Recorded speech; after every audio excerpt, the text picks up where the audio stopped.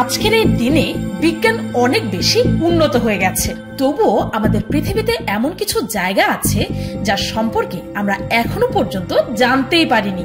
মানুষ মহাবিশ্বে পাড়ি জমিয়েছে ঠিকই, তবুও এখনো এমন অনেক জায়গায় আছে যার রহস্য মানুষ এখনো পর্যন্ত উন্মোচন করতে পারেনি। এর মধ্যে অন্যতম হচ্ছে মহাসাগরের গভীরতার রহস্য। বিজ্ঞানীরা এই সমুদ্রের তলদেশের মাত্র ৫% রহস্য উন্মোচন করতে পেরেছে। আর সেই মহাসাগরের তথা এই পৃথিবীর সবচেয়ে গভীরতম স্থান হচ্ছে মারিয়ানা ট্রাঞ্চ, যে জায়গাটি ঘিরে রয়েছে অসংখ্য রহস্য।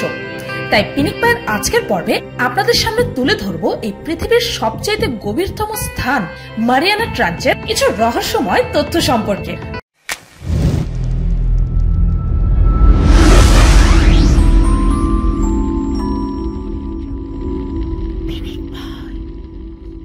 আমাদের পৃথিবীর সবচেয়ে গভীরতম স্থান হচ্ছে মারিয়ানা ট্রেঞ্চ।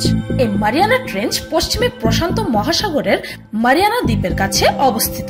এই ট্রেঞ্চটির খোঁজ 1842 সালে ব্রিটিশ রয়্যাল চ্যালেঞ্জার সবার প্রথমে করেছে, তাই এই জায়গার নাম রাখা হয়েছে ডিপ চ্যালেঞ্জার। এই গভীর ট্রেঞ্চটি প্রায় 15 কিলোমিটার লম্বা এবং 11 কিলোমিটার গভীর।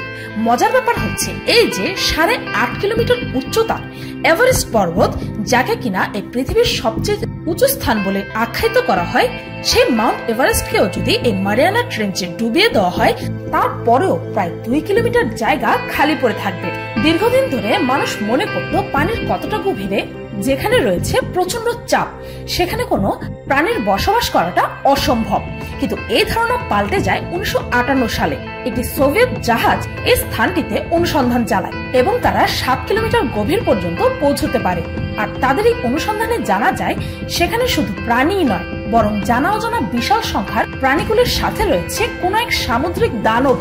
এর ঠিক 2 বছর পরে সুইস গবেষক জ্যাক পিক্যাট মারিয়ানা ট্রেঞ্চের অতল স্থান পৌঁছানোর প্রস্তুতি নেয়। এই অভিযানের জন্য তার দল এমন একটি জলযান তৈরি করে যেটি পানির অনেক নিচেও প্রচন্ড চাপ সহ্য করতে সক্ষম। আর মানুষের ইতিহাসে প্রথমবারের মতো 2 নাবিক যাত্রা করে এই গ্রহের সবচেয়ে গভীরতম স্থানটিতে। তারা গভীরে পৌঁছায় ও অদ্ভুত জেলিফিশ সহ আরো কিছু রহস্যময় প্রাণী দেখতে পায়, যা এর আগে মানুষ কখনোই দেখেনি, এবং তাদের সেই অভিযান সফল হয়। কিন্তু এই অভিযান বিশ্বব্যাপী সাড়া ফেলেছিল অন্য এক কারণে। তারা যখন যাত্রাপথের মাঝামাঝি, তখন তারা সম্পূর্ণ ভিন্ন ধরনের কিছু প্রাণী দেখতে পায়, যার পরিষ্কার কোনো ব্যাখ্যা এখনো পাওয়া যায়নি। 1885 সালে আমেরিকান জাহাজ ডেলামার চ্যালেঞ্জ 9 মিটার সাইজের একটি কম্পিউটার ডিভাইস পাঠায় মারিয়ানা ট্রেঞ্চের গভীরে। ডিভাইসটি গভীরে যাওয়ার পথে হঠাৎ করে অদ্ভুত ধরনের সাউন্ড রেকর্ড করতে শুরু করে।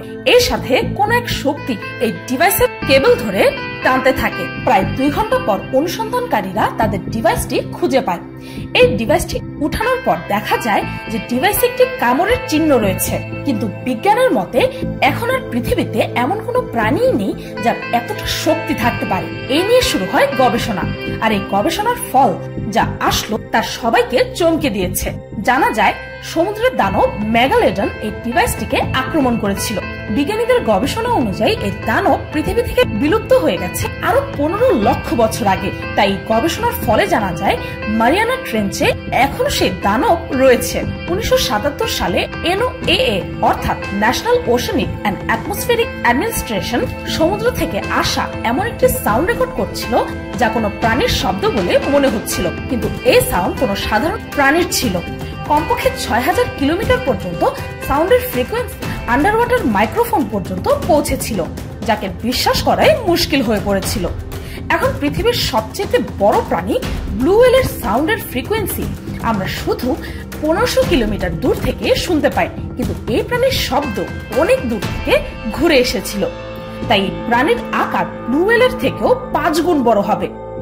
টাইটানিক ও অ্যাভাটারের মতো ফিল্মের ডিরেক্টর জেমস ক্যামেরন মারিয়ানা ট্রেঞ্চে একা গিয়েছিলেন। তিনি যখন মারিয়ানা ট্রেঞ্চে যান তখন তিনি দেখতে পান বিভিন্ন প্রজাতির প্রাণী। এই জায়গায় কখনো কোনো সূর্যের আলো পৌঁছতেই পারেনি, তারপরও এখানে জীবের অস্তিত্ব রয়েছে। বায়োলজিক্যাল অ্যাডাপ্টেশনের কারণে এখানে থাকা প্রাণীর মধ্যে শারীরিক ক্রিয়া বিকশিত হয়েছে। এখানে এমন কিছু প্রাণী পাওয়া গেছে যাদের চোখ নেই, অনেকে মাথায় লাইট বায়োলুমিনেসেন্সের সাহায্যে ঘুরছিল। মারিয়ানা ট্রেঞ্চে আরো অনেক অদ্ভুত প্রাণী পাওয়া যায়, কিন্তু আপনি যদি এলিয়েনের মতো বা মেগালোডনের মতো প্রাণীর সন্ধানে থেকে থাকেন তাহলে আপনি নিরাশ হবেন। এখানে ব্রাউ ফিশ, সিডেভিল অ্যাঙ্গলার ফিশ আর গবলিন শার্কের মতো প্রাণী অবশ্যই পেয়ে যাবেন। এসব প্রাণী গভীর অন্ধকারেও প্রাণঘাতী হতে পারে। গবলিন শার্ক মারিয়ানা ট্রেঞ্চের সবচাইতে ভয়ঙ্কর শিকারী। মারিয়ানা ট্রেঞ্চ ও সমুদ্রের গভীরতায় আজও কিছু রহস্য থাকতে পারে যা আমরা এখনো পর্যন্ত জানতে পারিনি। যার মধ্যে সবচেয়ে বড় রহস্য হচ্ছে জীবনের উৎপত্তি, কারণ সমুদ্রের গভীরতায় তো আর মানুষ পৌঁছতে পারেনি। সমুদ্রের তলে আজও ওই ফসিলস আছে যা এনশিয়েন্ট আর্থের রহস্য নিজের মধ্যে রেখে দিয়েছে। সমুদ্রের গভীরতায় হয়তো লুকিয়ে আছে কিভাবে জীবনের উৎপত্তি হচ্ছে আমাদের এই পৃথিবীতে। যতদিন পর্যন্ত মানুষ সমুদ্র তল পর্যন্ত পৌঁছতে পারবে না ততদিন পর্যন্ত এই প্রমাণ সুরক্ষিত থাকবে। আর যখন মানুষের সন্ধান সমুদ্রের তলে শুরু হয়ে যাবে তখন এই দুনিয়া হয়তো পৃথিবীর মতোই ধ্বংস হয়ে যাবে। আপনি কি ভাবেন মারিয়ানা ট্রেঞ্চ ও এর রহস্যের ব্যাপারে? কমেন্টে জানাতে ভুলবেন না জানো। ভিডিওটি এই পর্যন্তই। এই হচ্ছে আমার পার্সোনাল ব্লগ চ্যানেল ফাউলস ব্লগ। এই চ্যানেলটিতে আমি আজকেই একটি ভিডিও আপলোড করেছি যার নাম হচ্ছে সিগারেট আমার প্রথম ভালোবাসা। সেই ভিডিওটির লিংক এই ভিডিওর ডেসক্রিপশন ও ফার্স্ট কমেন্টে পেয়ে যাবেন। সেই ভিডিওটি দেখার আমন্ত্রণ রইল। पहला खुमार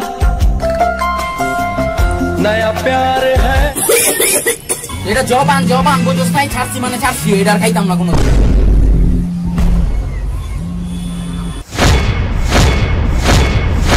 জীবনটা সিগারেটের ছাই। মাঝে মাঝে মনে হয় কি জানো, কি দিলে না জানি নাই হালাই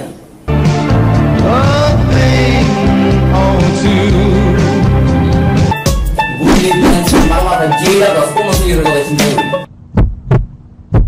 এইবার সিগারেটটা খাইলে কি করবো দোস্ত।